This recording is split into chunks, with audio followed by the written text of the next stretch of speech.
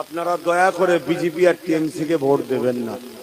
এবার যদি বলেন তাহলে কাকে দেবো, যদি আমায় বিশ্বাস করেন, আমায় ভালোবাসেন, নবী বংশের আওলাদ, রসুলও বলেছে কোরাইশের নেতৃত্ব মানো, কোরাইশ ঘরের ছেলে নওশাদ সিদ্দিকী দাদা হুজুরের আওলাদ রাজনীতি করছে, তার সাথ দেন।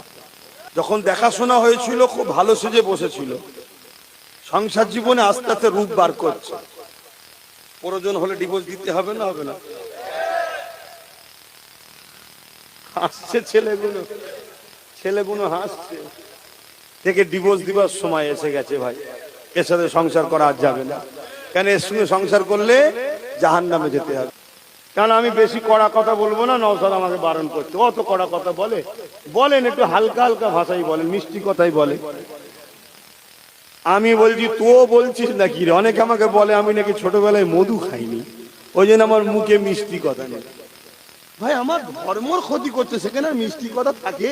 হ্যাঁ, তাহলে তারপরেও চলো, এখন উনি ছোট ভাই তো মনে আবার দুঃখ হবে যে ভাই আমার কথা শুনছে না। কি ছোট হলে বড় হলে অনেক জ্বালা, কি বড় হলে অনেক জ্বালা। ওরে বাপরে, সব দোষ বড়, সব দোষ বড়, ভালো করলেও দোষ।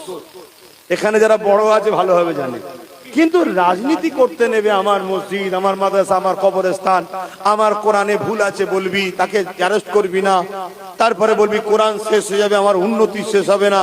তারপরে তোমাদের এই এলাকায় নির্মল মাঝি না কি একজন রয়েছে না, ও বলছে মমতা হলো আমাদের আল্লাহ। এই আল্লাহকে নিয়ে এই যে ক্রিটিসাইজ করা, এগুলো কি আমরা মেনে নেবো ভাই? মমতাকে আল্লাহ বলে মানেন?